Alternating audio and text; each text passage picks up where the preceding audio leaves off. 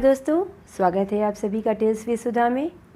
लोकप्रिय कहानीकार मालती जोशी की एक और रचना आज मैं आपके लिए लेकर आई हूँ। कहानी का शीर्षक है मोरी रंग दी चुनरिया। आज की कहानी शुरू करने से पहले आपको याद दिला दूँ, अगर आपने मेरे चैनल को अभी तक सब्सक्राइब नहीं किया है तो प्लीज़ इसे आज ही सब्सक्राइब कर लें और साथ ही बेल आइकन भी प्रेस करें, जिससे मेरे आने वाले वीडियोस के नोटिफिकेशन आपको मिलते रहें। तो चलिए आज की कहानी शुरू करती हूँ।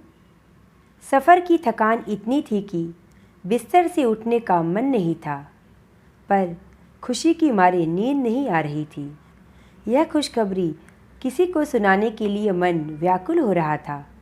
कम से कम जया को तो बताना ही पड़ेगा, नहीं तो वह मेरे प्राण ले लेगी। वैसे भी आज की खुशी पर सबसे ज़्यादा हक उसका ही है। उसी ने इस रिश्ते के लिए इसरार किया था, वरना हम नौकरी पेशा लोग इतनी ऊंची उड़ान भरने के काबिल कहाँ थे। पर उसी ने बार बार कहा, दीदी मेरा मन कहता है मृणाल की शादी यही होगी। तेरे मुंह में घी शक्कर, मैंने कहा। सिर्फ घी शक्कर से काम नहीं चलेगा, चंदेरी साड़ी लूँगी। अरे बनारसी ले लेना, शादी तो होने दो। बनारसी साड़ी गौतम की शादी पर लूँगी, लड़की की शादी में तुम्हें ज़्यादा नहीं मोड़ूंगी। मृणाल के लिए मैंने जब से लड़के देखना शुरू किया है, जया उसे अपना कर्तव्य मान बैठी है। मृणाल पर उसकी अपार ममता है। ऐसे वैसे घर की बात तो वह मुझे सोचने भी नहीं देती। एक ही तो लड़की है दीदी, उसे इस तरह निपटाने का भाव मत रखो। 1-2 साल में वह बूढ़ी नहीं हो जाएगी। देर लगे कोई बात नहीं, पर घर वर दोनों खूब ठोक बजाकर देख लो।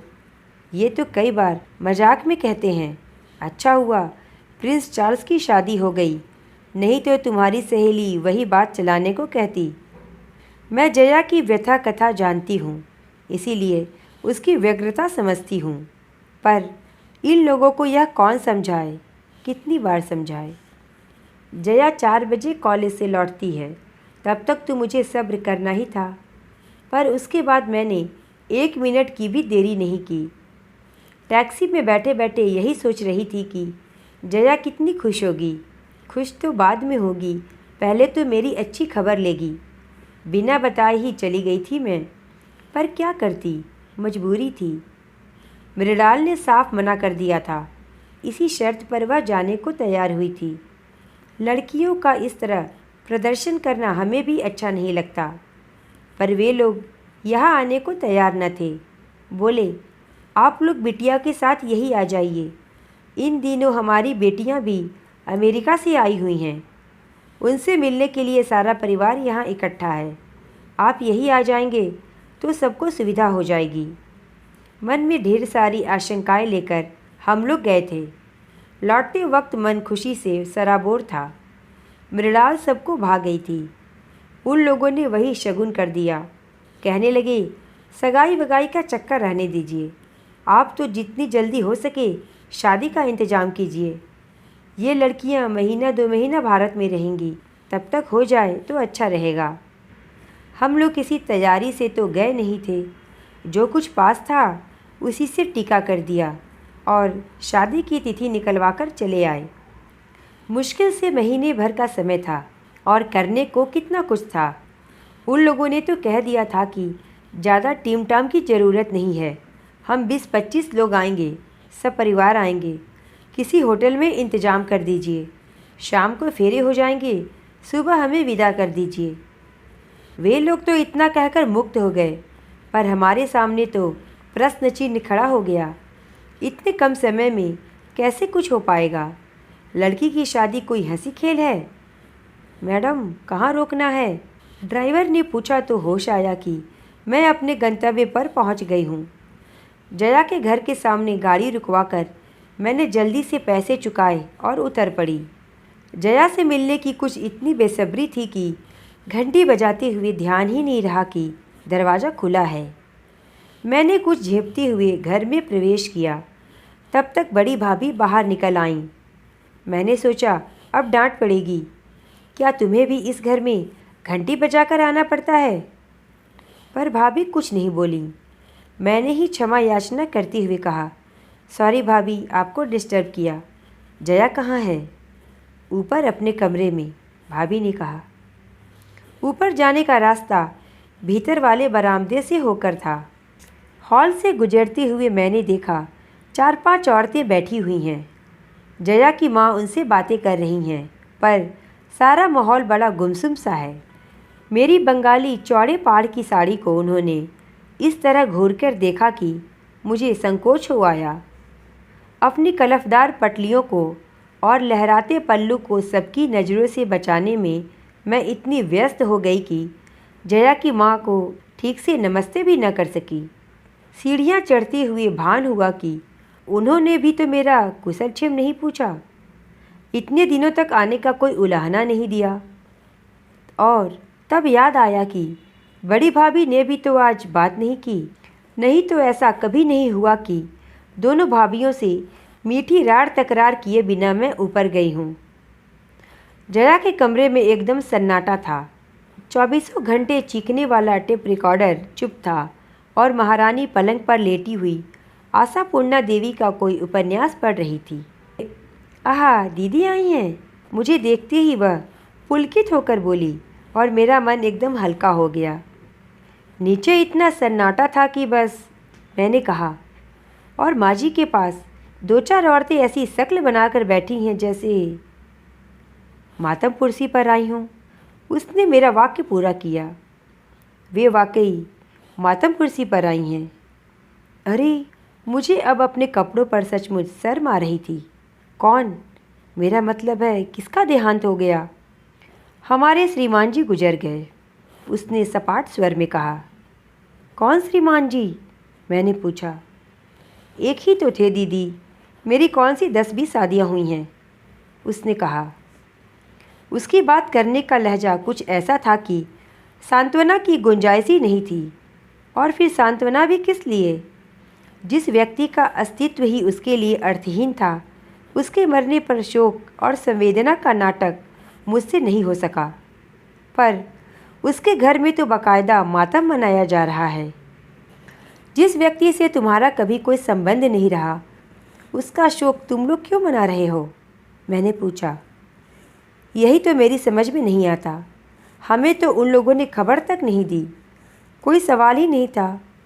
किसी तीसरे व्यक्ति ने पत्र लिखा है जो यहाँ 4-5वें रोज़ पहुँचा है, और बस यहाँ बाकायदा मातम शुरू हो गया। इन लोगों ने मेरी चूड़ियाँ नहीं तोड़ी, यही गनीमत है। छी, कैसी बातें करती हो, मैंने सिहर कर कहा। सच कह रही हूँ दीदी, मुझे कमरे में कैद करके रख दिया है। कॉलेज नहीं जाने देते, टीवी नहीं देखने देते, रेडियो नहीं सुनने देते, पानी भी मुझे मांगकर पीना पड़ता है। मुझे कोई घड़ा नहीं छूने देता। क्या कहती हो? मैंने कहा। सब अम्मा का पागलपन है। मेरी सास मरी थी तब भी यही नाटक हुआ था। मुझे तो सुनकर वितृष्णा होने लगी थी। पता नहीं जया कैसे सहन कर रही थी। अच्छा जया, चलूँगी अब, फिर कभी आ जाऊँगी। मैंने एकदम उठने का उपक्रम किया तो उसने हाथ पकड़कर बिठा लिया। ऐसे कैसे चली जाएंगी? जो कहने आई थीं वह तो कहिए। वह सब कहने का अब उत्साह ही नहीं बचा था। मैंने कहा, तुम कॉलेज नहीं आई तो बस देखने चली आई थी कि क्या बात है? झूठ मत बोलिए। आप कॉलेज गई होती तो यह खुशखबरी आपको कब की पता लग जाती। कल ही तो पूरा स्टाफ मिलने आ गया था। हे भगवान, जया ने कैसे सामना किया होगा उन सब का, खासकर मिसेज माथुर और मिसेज मालवी जैसे लोगों का। मैंने सोचा। उसने जैसे मेरे मन की बात पढ़ ली। बोली, भाभी उनसे नीचे ही निपट लीं। मैंने साफ कह दिया था कि किसी को ऊपर भेजने की ज़रूरत नहीं है। आश्चर्य है, मुझे किसी ने नहीं रोका। मैंने कहा। आपकी बात अलग है दीदी, सब जानते हैं। आपसे मिलकर मुझे खुशी होती है, बल्कि आप अगर नीचे से ही लौट जाती तो मुझे बेहद दुख होता, क्योंकि मैं जानती हूँ आप क्या कहने आई थी। बताओ, मैंने पूछा। मृणाल की बात पक्की हो गई है, ठीक है ना? तुमने कैसे जाना? आपके चेहरे से ही पढ़ लिया था। आपके कमरे में आते ही जान गई थी, पर सोचा पहले अपनी खबर सुना दूँ। फिर आपकी सुनूंगी। उसके कहने का ढंग कुछ ऐसा था कि मुझे बरबस हंसी आ गई। शोक और संजीदगी का जो आवरण ओढ़ रखा था गिर पड़ा। कमरे में आने के बाद पहली बार मैंने खुलकर सांस ली। और सुनाइए, उन लोगों को आपने कैसे पटाया? जया ने पूछा। मैं जैसे इस क्षण की बाट ही जोह रही थी। फौरन शुरू हो गई। जया से यह सब कहे बिना मुझे चैन भी कहाँ आता। वहाँ का सारा हाल बयान करने के बाद मैं घर परिवार का वर्णन करने बैठ गई। संयोग से उनका सारा कुनबा उन दिनों वहाँ इकट्ठा था। मुझे सबको देखने सुनने का मौका मिल गया था। जया, मृणाल की मौसेरी सास तो एक नमूना है। अच्छा हुआ तुम साथ नहीं थी, नहीं तो मृणाल की हंसी पर काबू पाना मुश्किल था। शायद इसी वजह से शादी टूट जाती। अच्छा, उनमें ऐसी क्या खासियत है? जया ने पूछा। अरे, पढ़ी लिखी तो कुछ खास है नहीं, पर दिन भर अंग्रेजी की टांग तोड़ती रहती हैं। हमारे यहाँ तो सर्वेंटों को बहुत प्रॉब्लम है। ये पिक्चर तो लेडीजों के लायक है, हमारे चिल्ड्रंस तो बहुत शैतान हैं। मैंने ठीक ही कहा था। मेरे मुंह से सुनकर जया को भी हंसी का दौरा पड़ गया था। वहाँ तो पता नहीं क्या करती, पर जया की हंसी एकाएक थम गई। मैंने पलटकर देखा, दरवाजे में छोटी भाभी खड़ी थी। यह किस बात पर इतनी हंसी आ रही थी? उनके स्वर में उपालंब था। मैं तो शर्म से ही गड़ गई। जया ने जैसे मुझे उबारते हुए कहा, भाभी, मृणाल की शादी तय हो गई है। दीदी ने लगे हाथ सगाई की रस्म भी निपटा दी है। चलो, यह तो बहुत अच्छा हुआ। भाभी ने निर्लिप्त भाव से शिष्टाचार निभाया। उसमें कहीं कोई खुशी का भाव न था। न उन्होंने घर या वर के बारे में कुछ पूछा। मैं एकदम उठ खड़ी हुई। जया, अब चलूँगी, बहुत देर हो गई। इस बार जया ने मुझे रोकने का प्रयास नहीं किया। भाभी पता नहीं किस काम से ऊपर आई थी, उसे भूलकर मेरे साथ ही नीचे उतरने लगीं। बीच सीढ़ियों पर बोलीं, दीदी, एक बात कहूँ, बुरा तो नहीं मानोगी? कहिए, मैंने कहा। ऐसे शुभ कार्य की चर्चा आज इस घर में नहीं करनी थी, इससे अपशकुन होता है। चर्चा मैंने नहीं, जया ने ही चलाई थी भाभी। उसने पूछा तो मुझे बताना पड़ा, नहीं तो शायद मैं वैसे ही लौट जाती। पर भाभी, मैं यह नहीं मानती कि इससे अपशकुन होता है। अब आप नए जमाने की हो, भाभी ने कहा। तो आप क्या कोई पुरखा पुरनिया हो? आप इन ढकोसलों पर विश्वास कर लेती हैं? यह ढकोसला नहीं, रिवाज है दीदी। यह कैसा रिवाज है? जिस आदमी का इस घर से कोई संबंध नहीं रहा, जया कभी जिसकी देहरी नहीं चढ़ी, जिसके नाम से उसने कभी मांग नहीं भरी, मंगलसूत्र नहीं पहना, 20 साल से जिसकी शक्ल भी नहीं देखी, उसका मातम आप लोग क्यों मना रहे हैं? क्यों उस पर लाद रहे हैं? मैंने कहा। मरने वाला हार्ड मांस का आदमी था दीदी। दुनिया में रोज सैकड़ों हार्ड मांस के आदमी मरते हैं भाभी, लेकिन सबके साथ हमने फेरे तो नहीं लिए होते, भाभी ने कहा। मैं हतबुद्धि होकर उन्हें देखती रह गई। उसके बाद उस घर में एक पल भी ठहरना मेरे लिए दुभर हो गया। मेरी सारी खुशी हवा हो गई थी। मन इतना उद्भ्रांत हो गया था कि घर लौटकर मैंने नौकर को बिना बात के डांट दिया। कमरे की बेतरतीबी पर मृणाल को इस बुरी तरह झिड़की कि वह सिसकने लगी। खाने की मेज पर इनसे बिना वजह ही लड़ पड़ी, पर सबने मुझे माफ़ कर दिया। सब समझ गए कि अब मुझ पर शादी का टेंशन आ गया है और महीना भर किसी की खैर नहीं है। शादी, हाँ, पिछले कुछ दिनों से मैं केवल मृणाल की शादी के बारे में ही सोचती रही हूँ। रात में सपने भी उसी के देखती रही हूँ, पर आज की रात जया के नाम थी। मेरे मानस पटल पर उसकी शादी के कई चित्र बनते बिगड़ते रहे। मैं उस शादी में उपस्थित नहीं थी। हम लोगों का परिचय तो बहुत बाद में हुआ, पर जो कुछ सुना था वह मेरी कल्पना शक्ति के लिए काफ़ी था।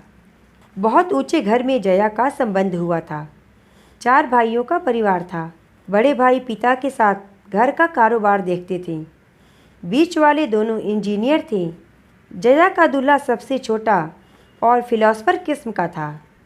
जया के पिता वहाँ 2-4 बार गए पर उससे बात नहीं हो पाई।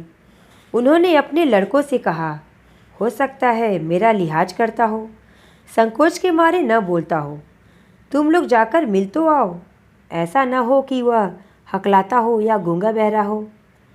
जया के भाई गए और तसल्ली करके घर लौट आए।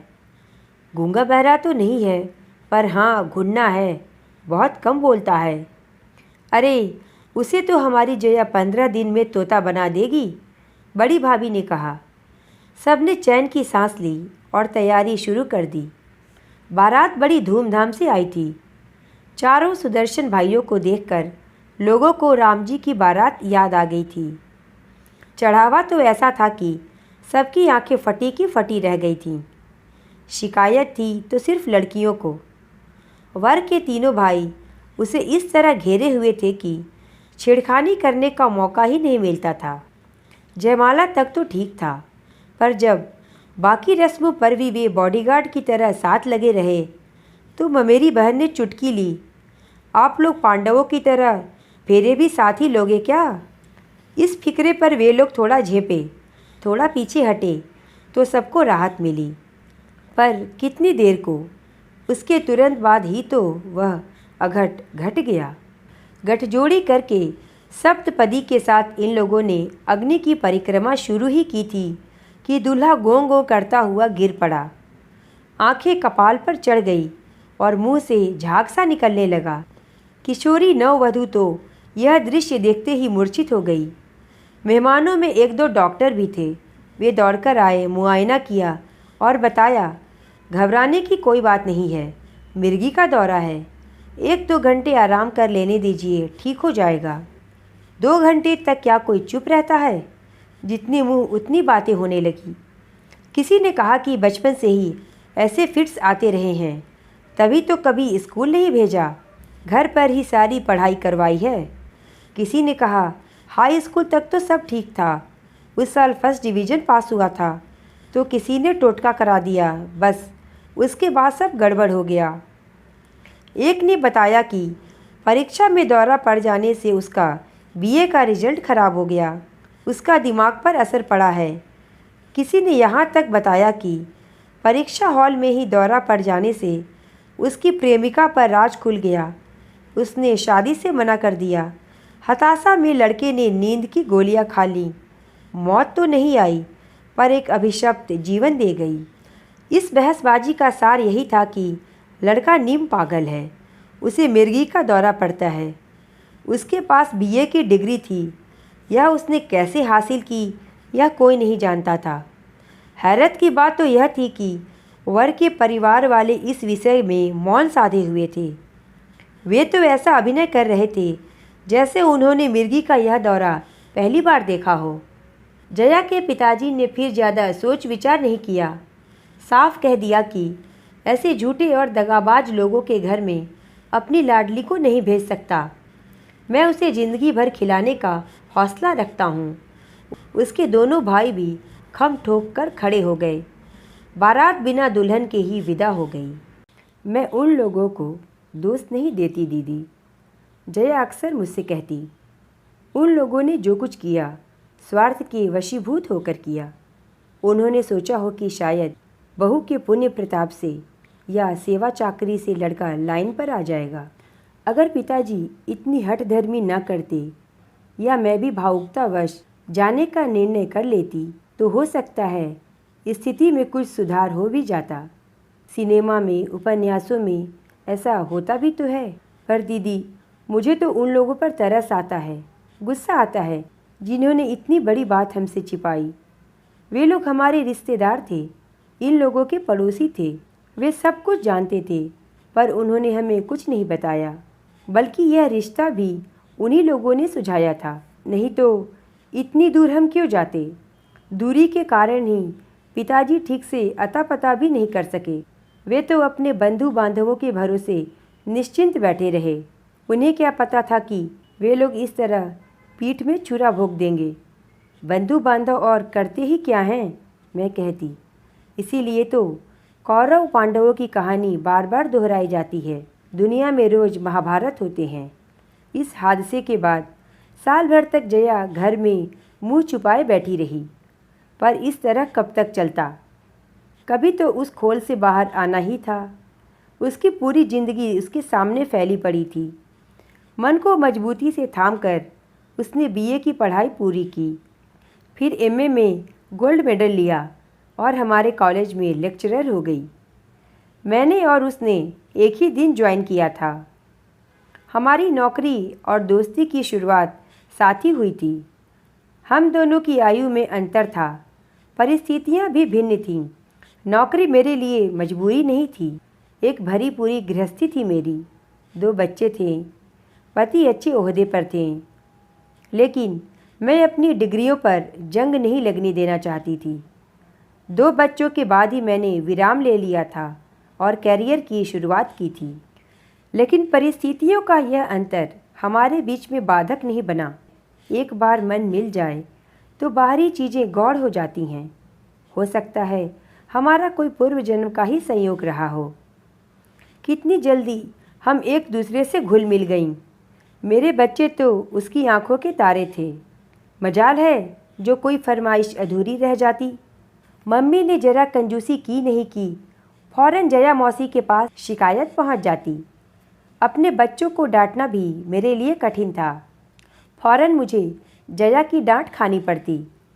वह अपने मन का सारा संचित स्नेह गौतम और मृणाल पर लुटा रही थी। उनके लिए टॉफ़ियाँ और खिलौने तो आते ही थे। हर साल सालगिरह पर एक नया स्वेटर भी वे पाते थे।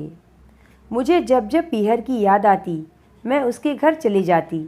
अम्मा जी मुझे खूब प्यार करती थीं। उन्होंने एक तरह से मुझे अपनी बड़ी बेटी ही मान लिया था। उसकी दोनों भाभियां भी मेरा खूब स्वागत करतीं, मीठे उलाहने देतीं तो नए नए व्यंजन भी खिलातीं।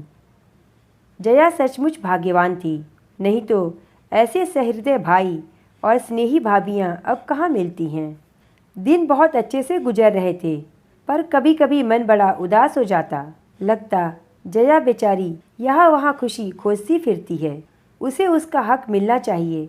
उसकी गाड़ी फिर से पटरी पर लाने की मैं खूब कोशिश करती। मैट्रिमोनियल्स पढ़ पढ़ कर मैंने अपनी आंखें दुखा ली थीं, पर जया कुछ जवाब नहीं देती, सिर्फ हंसकर रह जाती। उन्हीं दिनों मेरे मौसेरे भाई की पत्नी प्रसूति में चल बसी थी। पहला एक 4 साल का लड़का था। भाई तो जैसे पागल हो गया था। मौसी ने बड़े ही करुण ढंग से मुझे लिखा था कि योगेश के लिए कोई अच्छी सी लड़की देखूं। बच्चे को तो कोई भी पाल लेगा, पर इस समय ज़रूरत योगेश को संभालने की है। निसंतान हो तो विधवा भी चलेगी, पर लड़की सुशील हो और ब्राह्मण हो। मुझे एकदम जया की याद हो आई। योगेश से अच्छा वर उसके लिए मिल नहीं सकता था। रूप रंग कद काठी विद्या बुद्धि सभी दृष्टि से वे परस्पर अनुरूप थे। योगेश दुहाजू जरूर था, पर जया के साथ भी तो एक कहानी जुड़ी हुई थी। मैं मौसी को पत्र लिखने ही वाली थी, पर सोचा पहले इन लोगों को तो टटोल लूँ, और यह मैंने अच्छा ही किया, नहीं तो बाद में मौसी के सामने लज्जित होना पड़ता। उस घर में इस विषय पर कोई बात करना ही नहीं चाहता था। भाभियों ने मुझे अम्मा जी के पास ठेल दिया और अम्मा जी ने पिताजी के पास भेज दिया। वैसे तो जया के पिताजी भी मुझसे बहुत स्नेह करते थे, पर उन्होंने मेरा जरा भी लिहाज नहीं किया और एक वाक्य में ही सारी बात खत्म कर दी। बोले, बेटी, उसके भाग्य में जैसी शादी लिखी थी हो गई।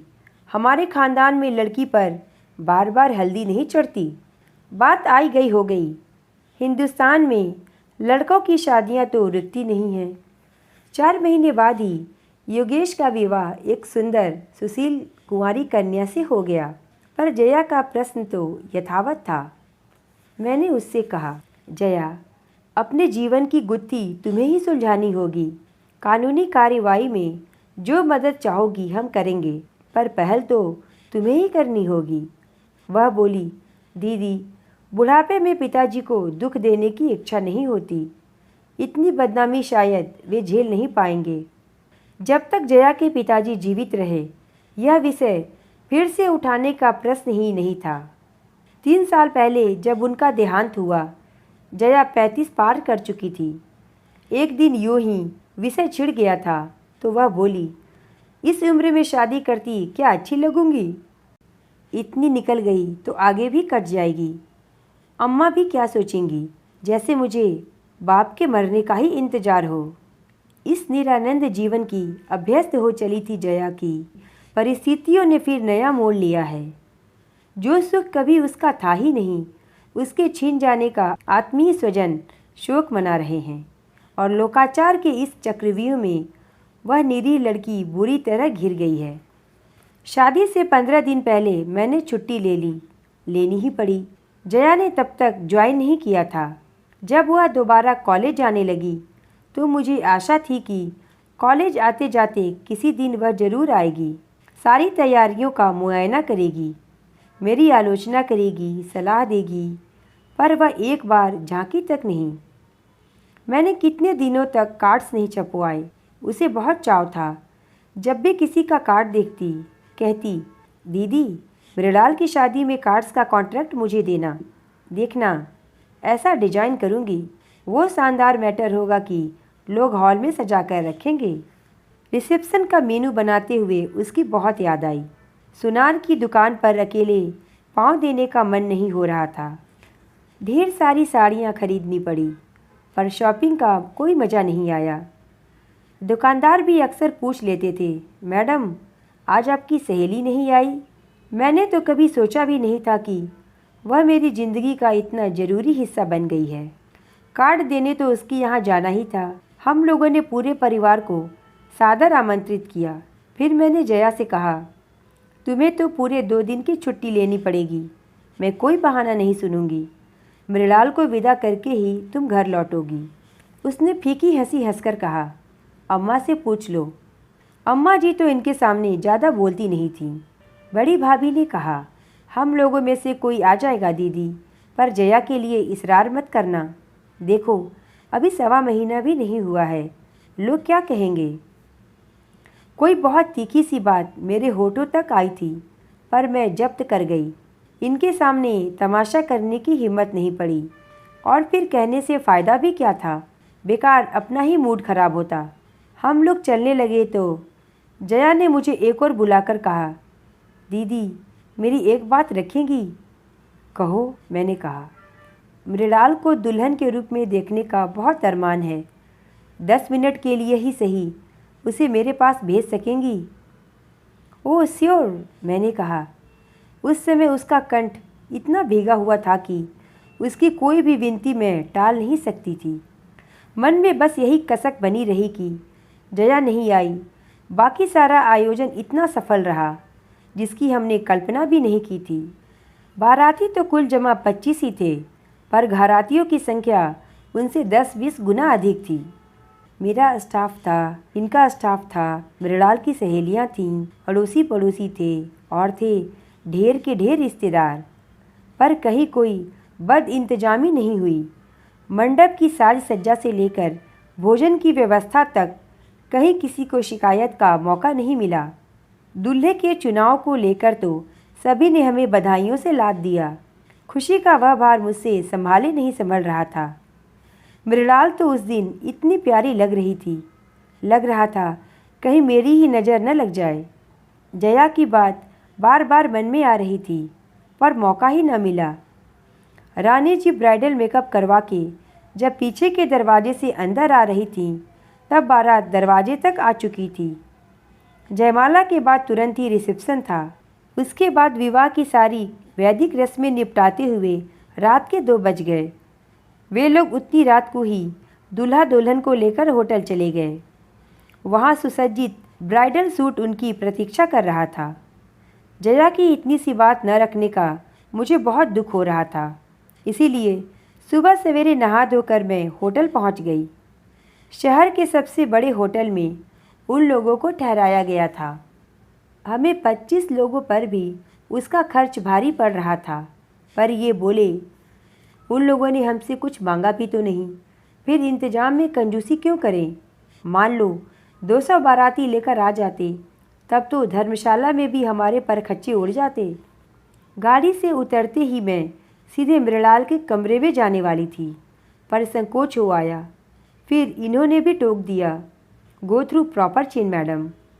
ठीक था, अब तो उसे हम अपनी मन मर्जी से हर कहीं नहीं ले जा सकते थे। उसके सास ससुर से पूछना जरूरी था।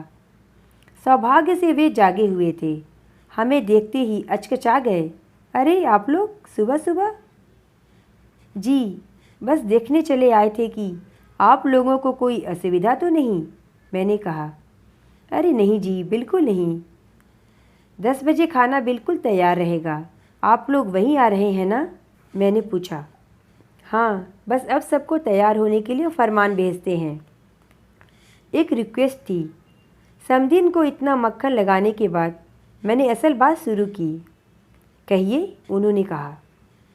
मेरी एक सहेली कल शादी में नहीं आ सकी थी। मृणाल को वह बहुत प्यार करती है। जाने से पहले 10 मिनट के लिए दोनों वहाँ हो आएंगे तो उसका मन रह जाएगा। उसने बार बार कहलवाया है। लेकिन वे शादी में क्यों नहीं आई? क्या बीमार हैं? हाँ, बस यही समझ लीजिए, मैंने कहा। दरअसल उनके हस्बैंड की अभी अभी डेथ हुई है। अब इन्हें बीच में बोलने की क्या ज़रूरत थी? कौन सी बात कहाँ कहनी चाहिए, इसका विवेक तो पुरुषों को कभी होता ही नहीं। दरअसल क्या बात है बहन जी? मैंने कहना शुरू किया पर चुप हो गई। जया की कहानी क्या इस तरह एक सांस में किसी को सुनाई जा सकती है? मुझे तो आश्चर्य हो रहा है मिसेज कुमार। अभी तो लड़की की हल्दी भी नहीं उतरी और आप उसे ऐसी जगह भेज रही हैं। अपने ही हाथों अपनी बेटी का असगुन कर रही हैं, मेरी समधन ने कहा। आश्चर्य तो मुझे होना चाहिए था। मैंने तो कह भी दिया। बहन जी, आप तो यूरोप में 8-10 साल रह चुकी हैं। क्या आप भी इन चीज़ों को मानती हैं? यूरोप में रहने से क्या होता है? कोई हम अंग्रेज़ थोड़े ही हैं। अपनी संस्कृति थोड़े ही छोड़ देंगे, उन्होंने कहा। मैं उनके कटे बालों को, रंगे होठों को, तराशी भौहों को और अनावृत बाहों को देखती रही। विदेश सेवा में रत अपने पति के साथ मैडम ने सिर्फ चोला बदला था। मन तो अब भी वही घोर परंपरावादी था। और घर परिवार में उनके इसी गुण की प्रशंसा होती होगी। फलाने की बहू इतने दिन फॉरेन रहकर आई है पर अपनी संस्कृति नहीं भूली। ये कौन सी संस्कृति है, मैंने सोचा। समधे जी ने शायद मेरे मनोभाव को पढ़ लिया था। खींचकर पत्नी से बोले, ये किस ढकोसलेबाजी में पड़ी हो? जाने दो बच्चों को, 2 मिनट में कुछ नहीं बिगड़ता। पति की अवमानना करने की ताव शायद उनमें नहीं थी। बोली, उन्हें जगने तो दीजिए। फिर मुझसे बोली, आप तो उनके साथ जाएंगी ना? अगर आपकी सहेली इन लोगों को कुछ देने लगे तो आप अपने हाथ से दीजिएगा, उनसे मत दिलवाइएगा। जया कुछ देगी यह तो निश्चित था। नए जोड़े को कोई भी खाली हाथ विदा तो नहीं करता। उस समय क्या मुझसे इस निर्मम आज्ञा का पालन हो सकेगा? मैं जया को खुशी देने जा रही हूँ, उसका अपमान करने नहीं। तो रहने ही देते हैं। मैं एकदम उठ खड़ी हुई। आपने शंका उठाई है तो अब मेरा मन भी डवाडोल होने लगा है, मैंने कहा। वही तो, वे खुश होकर बोलीं। हम लोगों के इतने पुराने संस्कार हैं, वे सहज ही में थोड़े ही जाते हैं। पुरुषों को तो किसी चीज़ का विधि निषेध नहीं है, पर हम लोग तो इतनी लापरवाह नहीं हो सकती। हर बात को 10 बार सोचना पड़ता है। उनका प्रवचन सुनकर पहली बार पछतावा हुआ। मृणाल के लिए घर ढूंढने में हमने कोई भूल तो नहीं की। मृणाल गई और घर एकदम सूना हो गया। मेहमानों से ठसाठस भरा हुआ था, फिर भी भाएं भाएं कर रहा था। यही तो फ़र्क होता है। बेटे की शादी होती है तो घर खुशियों से भर जाता है, पर बेटी के साथ तो सारी रौनक ही विदा हो जाती है।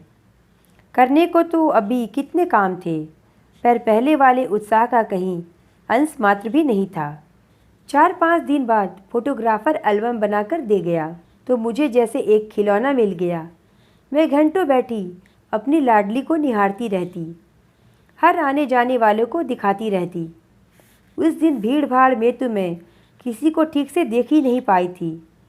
मेरे मन मस्तिष्क पर तो मृणाल और किशोर छाए हुए थे, पर अब फुर्सत से बैठकर मैं सबका मुआयना कर रही थी। और सहसा मेरी आंखें जया की भाभी पर अटक गईं। उस दिन केवल उसके छोटे भाई और भाभी ही आए थे। वे भी खाने के लिए नहीं रुके, बस लिफाफा पकड़ाकर चले गए थे। कैमरे ने उन्हें वर वधू को आशीर्वाद देते हुए कैद कर लिया था। भाभी की साड़ी देखकर मेरे मन पर सांप लौट गया। यह वही साड़ी थी जो हम लोगों ने पिछले वर्ष बेंगलुरु से खरीदी थी। पिछले वर्ष कॉलेज की ट्रिप दक्षिण भारत गई थी। पूरे रास्ते में हम लोग साड़ियाँ और नग वाले गहने खरीदते रहे। जया ने गहरे हरे रंग की कांजीवरम खरीदी थी, जिसका लाल और सुनहरा बॉर्डर था। उसने कहा था, दीदी इसका उद्घाटन मृणाल की शादी में करेंगे। जया ने वही किया था। मृणाल की शादी में भाभी को वही साड़ी पहनाकर भेज दिया था। अच्छा हुआ जो उस दिन मेरा ध्यान नहीं गया, नहीं तो मूड इतना ख़राब होता कि बस। तो क्या जया अब कभी वह साड़ी नहीं पहनेगी? वैसे मुझे उस पर गुस्सा भी आ रहा था। शादी में नहीं आई तो ना सही, पर बाद में तो आ सकती थी। क्या उसे एल्बम देखने का भी चाव नहीं रहा, या कि वह मुझ पर नाराज़ है? पर मैं उसे कैसे समझा पाऊंगी कि मैं मृणाल को उसके पास क्यों नहीं भेज सकी? पूरे 1 महीने की छुट्टी के बाद दोबारा कॉलेज जाते हुए मन खुशी से सराबोर था। पहले ही दिन शादी का एल्बम साथ ले जाना मैं नहीं भूली थी। स्टाफ रूम में दिन भर अच्छा शगल चलता रहा। मुझे लोगों ने दोबारा बधाइयों से लाद दिया, तारीफ़ों के पुल बांध दिए। मैं भीतर ही भीतर पुलक से भर उठी, पर जया को देखते ही सारी खुशी को पाला मार गया। उसने तो सचमुच ही जैसे वैराग्य धारण कर लिया था। मुझे तो उसके पास बैठकर बात करने में भी संकोच होने लगा। मैं तो उससे लड़ने का इरादा लेकर आई थी। मुझे उससे माफ़ी भी मांगनी थी, पर दोनों ही बातें नहीं हो सकी। उसके सूखे चेहरे और रूखी वेशभूषा से अभ्यस्त होने में मुझे 4-5 दिन लग गए। उसके बाद मैंने कहा, जया बाज़ार कब चलना है? किस लिए? उसने पूछा। चंदेरी साड़ी लेनी है ना? मैंने कहा। अरे दीदी, मैंने तो मजाक किया था। लेकिन मैंने तो मजाक नहीं समझा था। अब आप क्या लड़की की शादी की साड़ियाँ बांटती फिरेंगी? रहने दीजिए, गौतम की शादी पर सोचेंगे, जया ने कहा। लड़का हो या लड़की, क्या फ़र्क पड़ता है? दोनों की शादी में माँ बाप को खुशी तो होती ही है। और फिर लड़के का क्या ठिकाना? कल को कनाडा से एक मेम ले आएगा और कहेगा, मम्मी यह रही तुम्हारी बहू। तब क्या होगा? मेरे सारे अरमान धरे के धरे रह जाएंगे। मैंने कहा, मेम बहू आएगी तो क्या आप हमें साड़ी नहीं देंगी? फालतू बातें बंद करो। यह बताओ बाज़ार कब चलना है? अभी रहने दीजिए दीदी, अभी बाज़ार जाती क्या मैं अच्छी लगूंगी? जया, यह तुम्हें क्या होता जा रहा है? मैंने कहा। कहना तो और भी बहुत कुछ चाहती थी, पर चुप रह गई। सचमुच इस लड़की को क्या होता जा रहा है? कपड़े तो जैसे भी पहन रही है ठीक है, पर शरीर भी तो सूखता चला जा रहा है। ब्लाउज झूल रहे हैं, गालों की हड्डियां निकल आई हैं, आँखों के इर्द गिर्द स्याह घेरे बन गए हैं। क्या रातों को सो नहीं पाती? क्या इसने खाना पीना छोड़ रखा है? पहले वाली बात होती तो मैं चुटकी ले लेती। जया, लगता है मरने वाले का गम तुम्हें सचमुच खाए जा रहा है। पर अब आपस में न तो वह संवाद रह गया है, न जया के बुझे बुझे चेहरे को देखकर यह सब कहने का साहस होता है। उस दिन कैलेंडर की तारीख बदलते हुए याद आया, आज तो जया का जन्मदिन है। उसका जन्मदिन हर साल मैं ही मनाती थी, कुछ न कुछ उपहार भी देती थी। इस बार का उपहार तो यही था। जब मेरे बार बार कहने पर भी नहीं मानी, तो एक दिन मैं खुद ही जाकर उसके लिए साड़ी ले आई थी। चंपाई रंग की खूबसूरत चंदेरी थी, जिस पर रुपहले बेल बूटे थे। यह जया का प्रिय रंग था। मैंने गुलाब जामुन सुबह ही बनाकर रख दिए। पंडित जी को दही बड़ों के लिए कह दिया। सोचा और कुछ गरम मैं आकर बना लूँगी। उस दिन के लिए इनसे गाड़ी मांग ली। सोचा गाड़ी में डालकर साथ ही ले आऊँगी। उसे खिला पिलाकर यहाँ से साड़ी पहनाकर ही भेजूँगी। उसका यह अकारण वैराग्य अब मुझसे झेला नहीं जाता। किसी को तो पहल करनी पड़ेगी। वह अपने आप तो इस तथाकथित शोक से उबर नहीं पाएगी। और कॉलेज जाते ही मुझे निराश होना पड़ा। उस दिन फिर उसकी छुट्टी की एप्लीकेशन आई हुई थी। मेरी सारी व्यू रचना व्यर्थ होकर रह गई। क्या करती है यह लड़की? हर 2 दिन बाद गायब हो जाती है। स्टाफ रूम में मैंने अपनी झल्लाहट उतारते हुए कहा, इसे नौकरी वोकरी करनी है कि नहीं? आपको नौकरी की पड़ी है मिसेज कुमार? वहाँ लाखों के वारे न्यारे हो रहे हैं। मिसेज माथुर का यह फिक्रा इतना अप्रत्याशित था कि मैं जड़ होकर रह गई। विश्वास न हो तो मिसेज गुप्ता से पूछ लो। मैंने मिसेज गुप्ता की ओर देखा तो वह बुरी तरह झेप गई। बेचारी गौ महिला हैं, किसी के पचड़े में नहीं पड़ती। पता नहीं मिसेज माथुर ने उन्हें कैसे लपेट लिया। बताइए न मिसेज गुप्ता, आप इतनी डरती क्यों हैं? कोई आपने चोरी की है? मिसेज माथुर ने उन्हें उकसाया। तो वे बड़े दयनीय स्वर में बोली, भाई हमें तो ठीक से मालूम नहीं है, हमने तो सुना भर है। वही तो पूछ रहे हैं, क्या सुना है? हमारे सामने असाना साहब एडवोकेट है ना, वे बता रहे थे कि इन लोगों ने दावा किया है। उन्होंने कहा। कैसा दावा? मैंने पूछा। यही प्रॉपर्टी का। हस्बैंड की प्रॉपर्टी के लिए मिस वाजपेयी ने दावा किया है। अपने आप को मिस कहती हैं और हस्बैंड की प्रॉपर्टी में हिस्सा मांगती हैं। ये मिसेज मालविया थीं। इम्पॉसिबल। बड़ी देर बाद मेरे मुंह से निकला, जया कभी इतनी नीच हरकत नहीं कर सकती। मिसेज कुमार, मिसेज माथुर बोली, आपने बच्ची की शादी जरूर कर दी है, पर दुनियादारी के मामले में आप स्वयं अभी बच्ची हैं। आप नहीं जानती कि पैसे का मुंह आदमी से क्या क्या करवा लेता है। प्रॉपर्टी के चक्कर में अच्छे अच्छों की नकाब उतर जाती है। लेकिन जया पैसे की भूखी नहीं है। वह खुद 2500 रुपया महीना कमा रही है। 1000 और लाख में फ़र्क होता है मिसेज कुमार, उन्होंने मेरी बात काटते हुए कहा। पर मैं कहती हूँ, इसमें इतनी हाय तौबा मचाने की क्या ज़रूरत है? मिस रायजादा बोली।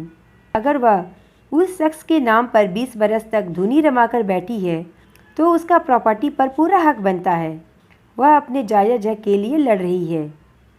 बात जायज़ या नाजायज़ हक की नहीं है मिस रायजादा, मैंने संजीदा होकर कहा। प्रश्न तो यह है कि जिस बंधन को मन ने कभी स्वीकार ही नहीं किया, उसके मन जरूर स्वीकारता, मिसेज माथुर बोली। अगर मन पहले से यह जानता कि आसामी 5 लाख का है तो वह सारे बंधन स्वीकार कर लेता। 5 लाख? जी हाँ, जया के ससुर इस बेटे के नाम 5 लाख फिक्स्ड में छोड़ गए थे। व्यवस्था यह थी कि इस रकम का ब्याज उन लोगों को मिलता रहेगा जो उसकी देखभाल करेंगे। अब तक ऐसा ही होता भी रहा। तीनों भाई बारी बारी से उसे संभालते रहे, लेकिन उसकी मृत्यु ने अब प्रश्न चिन्ह खड़ा कर दिया है। इतनी बड़ी रकम का वारिस कौन होगा? वैसे लीगल राइट तो जया का ही बनता है, मिस रायजादा ने कहा। अरे वे लोग आपस में फैसला कर लेंगे, पर इसे एक कौड़ी भी नहीं देंगे, देख लेना। सुना है इन लोगों ने नोटिस भेजा है। उससे क्या फ़र्क पड़ता है? मुझे तो उस आदमी की मृत्यु भी स्वाभाविक नहीं लगती। स्टाफ रूम में फिर मृत्यु के कारणों की चर्चा चल पड़ी। कई तर्क कुतर्क उछाले गए, पर मेरा मन उस बातचीत से बहुत दूर चला गया था। जो कुछ सुना था उस पर विश्वास करना कठिन हो रहा था, पर इतने सारे लोग झूठ तो नहीं बोल सकते। उस शाम मैं अपने को ठेल ठाल कर उसके घर ले गई। वह जाने कि यह पहले किसी ललक मुझ में नहीं रही थी।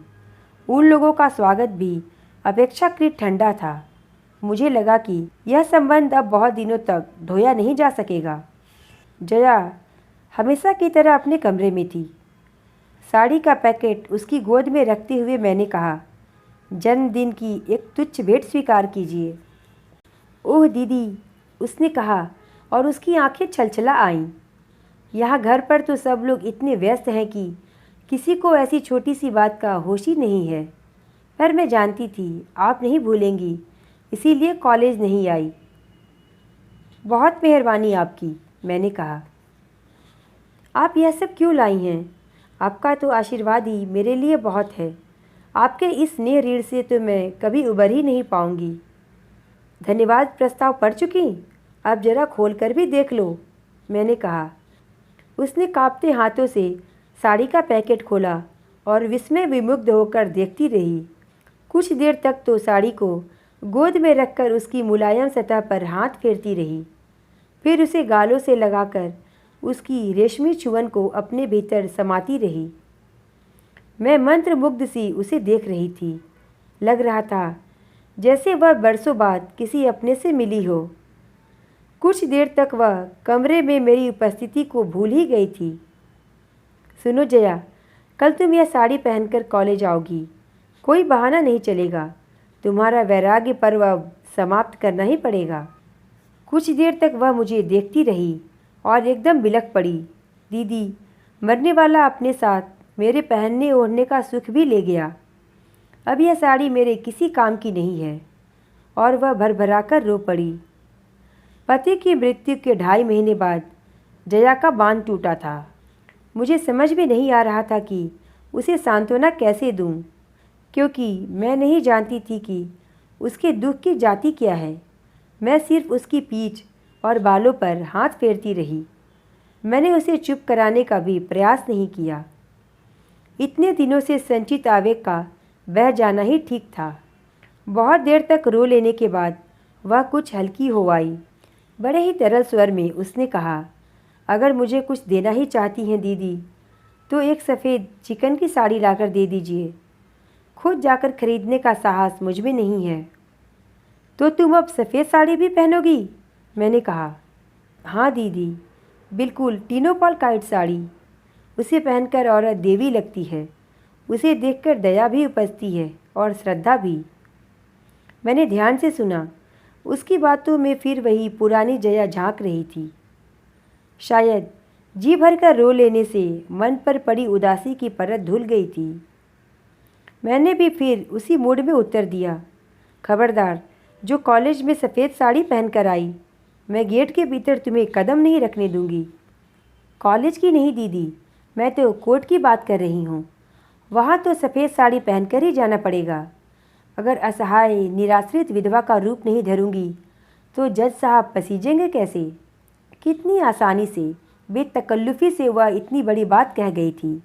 उसके माथे पर शिकन तक नहीं आई। मुझे वितृष्णा सी होने लगी। क्षण भर पहले ममता से उमड़ता मेरा मन काट हो गया। तो मैंने जो सुना है, क्या वह सब सच था? क्या इसलिए यह नाटक हो रहा था? नहीं दीदी, अब तक जो हुआ वह लोकाचार था। नाटक तो मैं अब करूँगी, आप देखती जाइए। Jaya, how can you? गुस्से से मेरे मुंह से शब्द भी नहीं निकल सके। आप यही कहना चाहती हैं ना कि जिसके सुख दुख में मैंने कभी हिस्सा नहीं बटाया, उसकी संपत्ति में हिस्सा क्यों मांग रही हूँ? जिसका नाम कभी मैंने अपने नाम के साथ जुड़ने नहीं दिया, उसके वारिसों की लिस्ट में नाम क्यों लिखा रही हूँ? आप यही कहना चाहती हैं ना? जया ने कहा। हाँ, मैं यही कहना चाहती हूँ। मैं यही पूछना चाहती हूँ कि जरा से रुपयों के लिए तुम अपने आत्मसम्मान को ताक पर क्यों रख रही हो? आप क्या सोचती हैं दीदी, मैं यह सब अपनी मर्जी से कर रही हूँ? तो किसकी मर्जी से कर रही हो? और मर्जी किसी की भी हो, क्या फ़र्क पड़ता है? करने वाली तो तुम हो। मजबूरी है दीदी।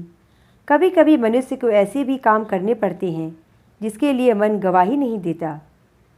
ऐसी कौन सी मजबूरी है तुम्हारी? मजबूरी यह है कि इस मन के परे भी एक दुनिया है जिसमें माँ हैं, भाई भतीजे हैं, भाभियाँ हैं। वे लोग क्या कहते हैं? मैंने कहा। कहते हैं कि समय के साथ चलना सीखो। अम्मा कहती हैं कि तुम्हें भाइयों के पास ही रहना है तो उनकी होकर रहो, उनके मन की करो।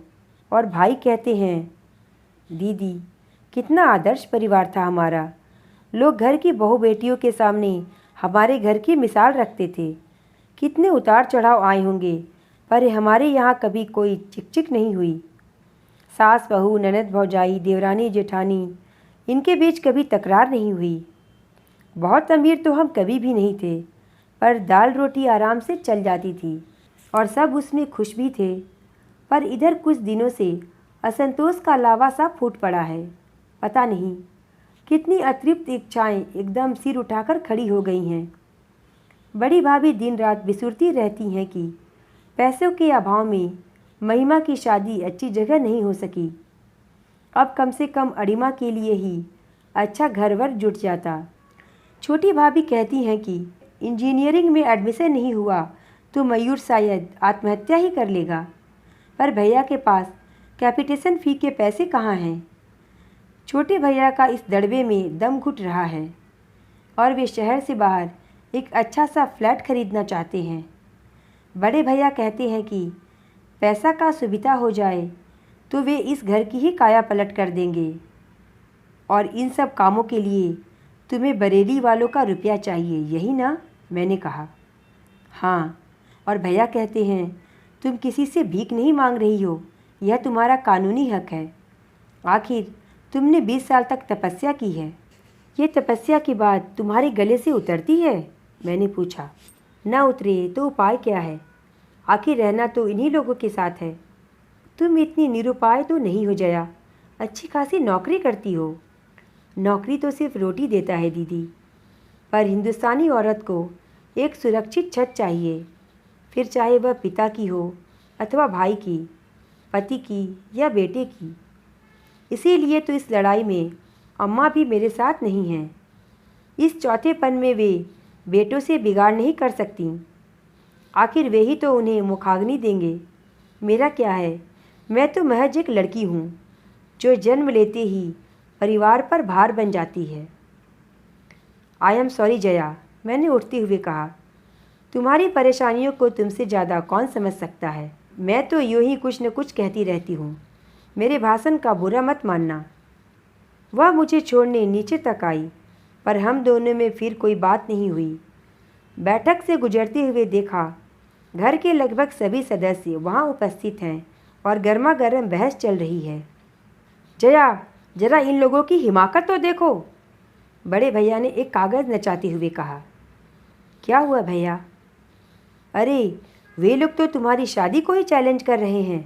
लिखते हैं कि हिंदू विवाह नियम के अनुसार फेरों के बाद ही विवाह पूर्ण रूप से संपन्न माना जाता है। जयमाला कोई वैदिक विधान नहीं है, यह तो मात्र एक परंपरा है। मैं 10 गवाह खड़े कर दूंगा कि फेरे हुए थे, छोटे भैया ने जोश में कहा। तो क्या वे लोग 100 गवाह नहीं ला सकते? आखिर 5 लाख का मामला है। जया की इस व्यंग्योक्ति पर छोटे भैया चकित होकर उसे देखते रह गए। तुम्हारी सास के मरने पर अपने यहाँ चिट्ठी आई थी।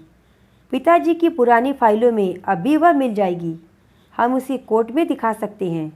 अगर हमारा कोई संबंध नहीं था तो हमें सूचना क्यों भेजी गई? बड़े भैया की दलील बड़ी जोरदार थी, पर जया के पास भी नहले पर दहला था। अगर वे सचमुच मेरी सास थीं तो मैं उस समय बरेली गई क्यों नहीं? सास के बाद मेरे ससुर भी शांत हुए थे, उनकी खबर क्यों नहीं आई? उनके बेटे के बारे में भी हमें तीसरी जगह से पता चला, उन लोगों ने क्यों नहीं लिखा? यही तो जालसाजी है। इसी पॉइंट पर तो हम उन्हें धर लेंगे, भैया ने कहा। और अगर वे पूछें कि मैं अब तक मिस वाजपेयी क्यों हूँ, तो आप क्या जवाब देंगे? मेरा service record, GPF, bank account सब तो इसी नाम से है, जया ने कहा। अरे, तू तो जीरा पर उतर आई। बड़े भैया एकदम गुस्सा गए। जीरा कर भी रही है तो किसकी तरफ से, यह तो देख। मैं अपनी ओर से जीरा कर रही हूँ भैया, जया ने आवेश में भरकर कहा। 39 साल की हो गई हूँ मैं, कभी तो मुझे बोलने का मौका दीजिए। हाँ बोलो, क्या कहना चाहती हो? सिर्फ यही कि बस बहुत हो चुका, अब मेरी ज़िंदगी से खिलवाड़ मत कीजिए। हम खिलवाड़ कर रहे हैं, भैया ने चिढ़कर कहा। तो इसे और क्या नाम दूँ? मेरे लिए सारे निर्णय आप लोग ही लेते रहे हैं। कभी मुझसे पूछा तो होता कि मेरी मनसा क्या है? आप लोगों की हठधर्मी ने मुझे मेरे ससुराल नहीं जाने दिया। वही सुख में दुख में जैसे भी होता मैं जी ही लेती। इसका ज्ञान तो हमें घुट्टी में ही पिलाया जाता है। वहाँ रहती तो यह आज की समस्या तो न उठती। उस समय आप लोगों ने यह नहीं सोचा कि इतनी पहाड़ सी ज़िंदगी मैं कैसे काटूंगी। बाबूजी की जिद ने मुझे दूसरी शादी नहीं करने दी, नहीं तो आज मैं कहीं अपनी छोटी सी गृहस्थी लेकर चैन से जी रही होती। अब आप फिर मेरा तमाशा बनाने पर तुले हुए हैं। अब आप सबूत जुटाएंगे और कोर्ट दर कोर्ट साबित करते फिरेंगे कि मैं सचमुच मरने वाले की ब्याहता पत्नी हूँ। जिस गति से इस देश में दीवानी मुकदमे चलते हैं, उससे जाहिर है कि इसमें सालों लग जाएंगे। तब तक मेरे वजूद का क्या होगा बताइए तो। मैं कुंवारी हूँ या विवाहिता, विधवा हूँ या परित्यक्ता। सबको जैसे काट मार गया था। कमरे में इतने लोग थे, पर जया के स्वर की धार ने सबको गूंगा कर दिया था। बड़े भैया, उसने अश्रु विगलित कंठ से कहा, मैं आपके पांव पड़ती हूँ। आप चाहे तो मेरी सारी पेंशन, जीपीएफ, सीपीएफ अपने नाम लिखवा लीजिए, पर मुझसे ऐसा कोई काम न करवाइए कि मैं अपनी ही नज़रों में गिर जाऊँ। मुझ पर इतनी मेहरबानी ज़रूर कीजिए। चलिए दीदी, उसने मेरा हाथ पकड़कर कहा। तो मुझे होश आया और शर्म भी। उस पारिवारिक ड्रामे की मूक दर्शक बनी मैं अब तक वहीं खड़ी थी। सॉरी जया, मैंने बाहर निकलते हुए कहा। मुझे बहुत पहले चले जाना चाहिए था। भाभी लोग पता नहीं क्या सोच रही होंगी। मुझे मालूम है दीदी, वे क्या सोच रही हैं, और उनका सोचना बिल्कुल ठीक है। आज आप साथ थीं, इसलिए मैं इतना खुलकर बोल सकी, नहीं तो शायद फिर से होठ सी लेती और अपने में ही घुलती रहती। और फिर एकाएक तरल स्वर में जया ने कहा, दीदी, अगर ज़रूरत पड़ी तो आप पर भरोसा कर सकती हूँ ना, निराश तो नहीं करेंगी। जया, मैंने उसका कंधा छूकर कहा, मेरे दरवाजे तुम्हारे लिए कभी बंद नहीं थे। तुम ही उधर का रास्ता भूल गई थी। रास्ता भूल गई थी, मगर आपको नहीं भूल सकती। आपसे बढ़कर मेरा अपना है ही कौन। आप ही ने तो मेरे जीवन में दोबारा रंग भरने की कोशिश की है। औरों के चेहरे भी इस समय पहचाने नहीं जा रहे हैं। इतनी ज़्यादा भावुकता मेरे बर्दाश्त से बाहर हो रही थी। मैंने तुरंत हाथ दिखाकर एक रिक्शा रोक लिया और उसमें बैठते हुए सहज ढंग से पूछ लिया, तो फिर कल कॉलेज आ रही हो ना? बिल्कुल आ रही हूँ दीदी, और आपकी दी हुई साड़ी पहनकर आ रही हूँ। जनता से कहिए ज़रा होशियार रहे, उसने अपने बेलौस अंदाज में कहा। मेरी शाम सार्थक हो गई थी। तो यह थी कहानी मोरी रंग दी चुनरिया। आपको यह कहानी कैसी लगी मुझे कमेंट करके ज़रूर बताएं, और अगर पसंद आई हो तो प्लीज़ इसे लाइक और शेयर करें और मेरे चैनल को सब्सक्राइब करें। धन्यवाद।